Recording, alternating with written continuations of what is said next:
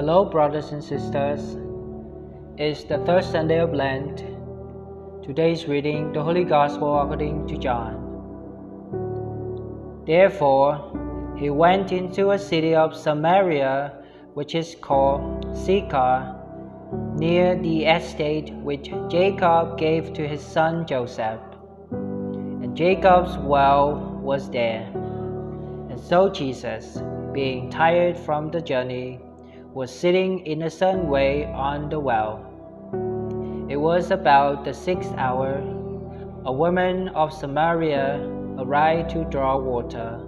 Jesus said to her, "Give me to drink," for his disciples had gone into the city in order to buy food. And so that Samaritan woman said to him, "How is it that you, being a Jew, are requesting a drink from me, though I am a Samaritan woman?" For the Jews do not associate with the Samaritans. Jesus responded and said to her, "If you knew the gift of God, and who it is who is saying to you, 'Give me to drink,' perhaps you would have made the request of him, and he would have given you living water."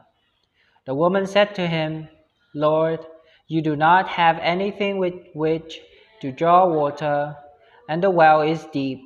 From where, then, do you have living water? Surely you are not greater than our father Jacob, who gave us the well and who drank from it, with his sons and his cattle." Jesus responded and said to her, "All who drink from this water will thirst again. But whoever shall drink from the water that I will give to him will not thirst for eternity. Instead, the water that I will give to him will become in him a fountain of water, springing up into eternal life."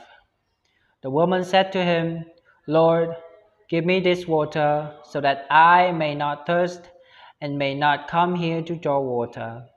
Jesus said to her, "Go, call your husband and return here."